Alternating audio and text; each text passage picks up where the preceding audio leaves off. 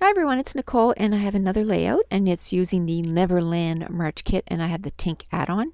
And I'm just showing you some of the stuff I'm maybe using, and a lot of it is from the kit, but a lot of it is from my stash. And again, the digital die cuts, the die cuts that I brought out from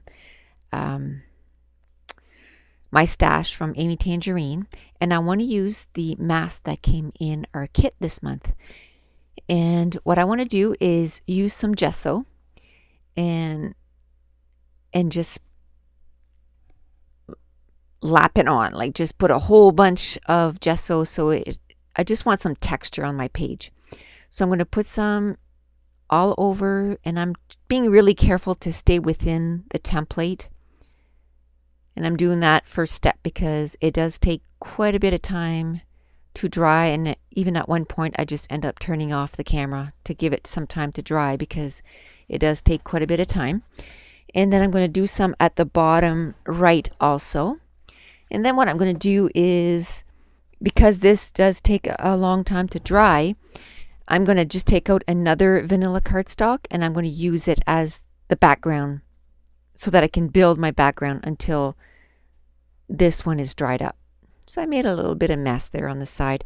I could have used some light modeling paste too, but my gesso, I have a huge bottle of it, so I figured I would use that up because I use my light modeling paste for some mixed media.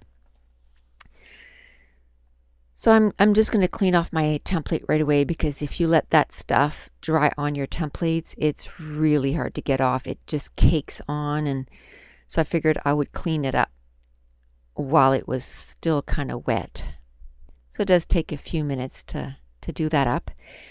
And while I'm doing that, I'll just mention this is layout 28 of 50 for the Facebook challenge. It is number 2 for the March kit, and it took me an hour and 12 minutes.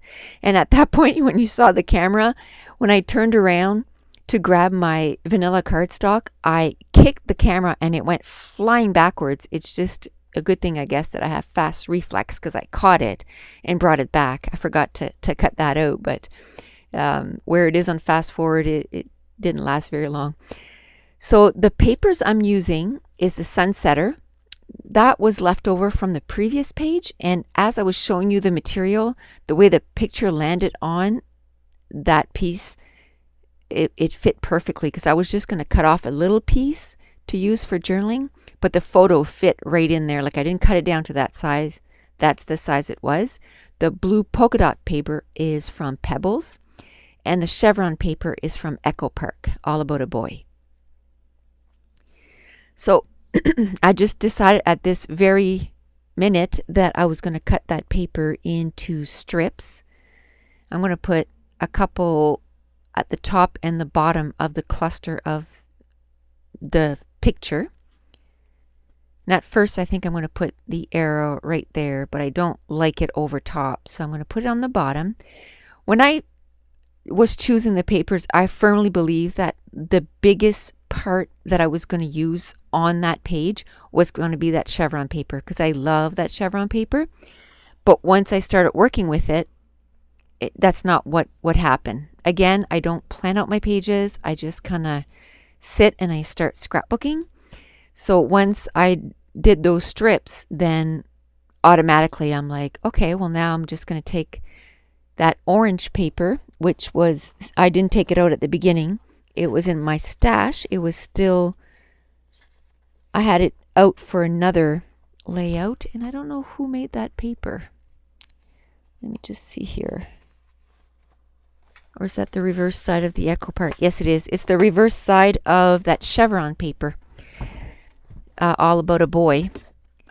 So like I said, I thought I was going to use it on one side and ended up using mostly on the other. And then I'm going through my digital prints that I got it all ready, and like Maggie Milo, I put it on tags so that it's easier to see as you're going through. So some of the Hello 2013, that was from a previous month Studio Calico digital kit. And then the You Are My Sunshine was from this month. And then the orange just circle, because I wanted 3 circles, was from the digital print from this month. So again, these are some cutouts that I cut out from the paper pad from Yes Please. So I found this orange piece of paper that really matched or coordinated with the layout, but it's kind of big, and I already have a place where I'm going to put my title. And I think I haven't done my journaling yet on the page, and a lot of times I don't do the journaling for a few days. I do make sure I do the journaling before I put it away. Like last month, I had 4 layouts that didn't have journaling, and I sat down and I did the journaling on all 4 pages before I put them in the album. All those layouts, all 26 layouts, are now in albums, and they have the journaling on and everything. It's just some days I don't know, I'm not in the mood, I guess, to journal. So I wait, and I find, I read somewhere that choosing your colors for your papers and everything uses one side of the brain, and then journaling, which is the more artistic side of the brain, and then the journaling uses the other side of the brain. So if you keep going back and forth, back and forth, back and forth, it just makes it harder. So usually when I go to a crop, what I do is I pre-plan my pages. I make page kits, except I do like 50 before I go. And I plan all the pages, and then when I sit down and I take a day or half a day, and I sit down and I do the journaling for all 50 pages. And at first, when I first start, the journaling is very hard, like really hard to get it out. And then as I go, it just seems that it's easier and easier. Same thing with choosing the papers. So it's like your brain just gets in that mode and you just keep going. So anyway, totally a rabbit trail here. But that orange paper, I found it just didn't go with the layout the way it was. So I thought, well, I'll make little flags. So I just cut it up and cut it up in little strips. And then I'm going to make little flags that I'm going to put out throughout the page. And the words say some stuff like dreaming, thinking, loving, wishing. And it's all stuff that when you see a new baby that goes through your head, you're thinking a lot of, his life, what it's going to be like, and what's he going to be. And you think, like the minute, this is my grandson, but the minute that I was pregnant with my kids, right away you think of college funds and all this stuff. Like you so think beyond the next case of milk that you have to buy, and the next bag of diapers. So same thing with my grandson, and at the top it said currently, so I cut that out, and then I put right underneath feeling.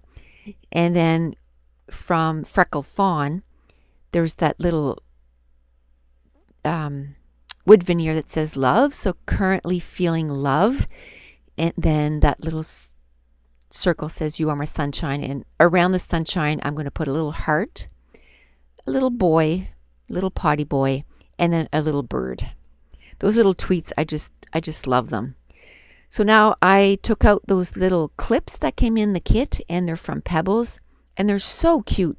They're kind of bulky, but they are cute. So we got a few months ago, and I never used them, and I said, this is the perfect page for that.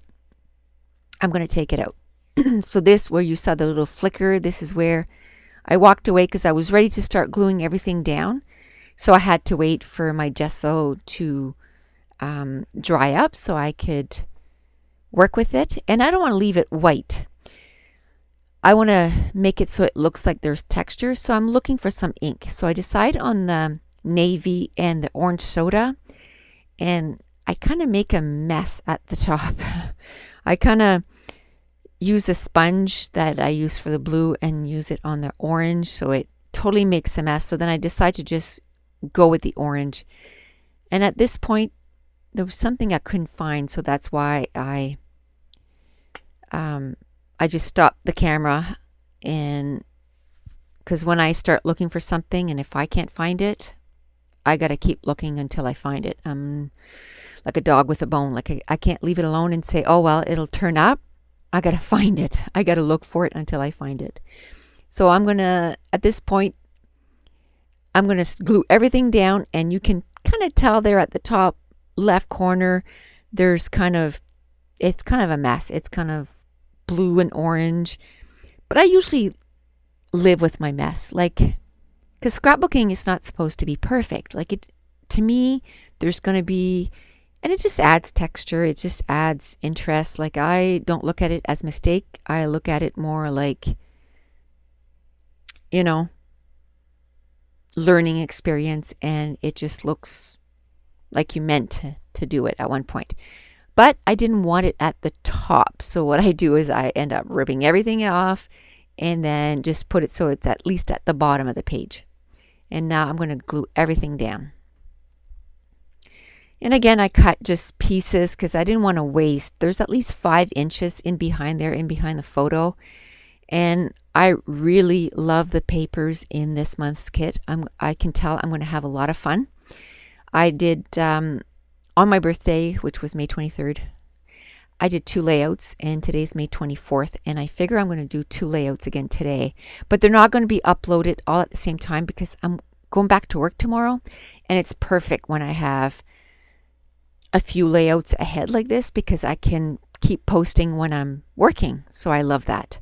And plus, I have a Mac, and the power cord for my Mac broke. So yesterday I couldn't go on the internet at all because it was dead and my computer couldn't charge up.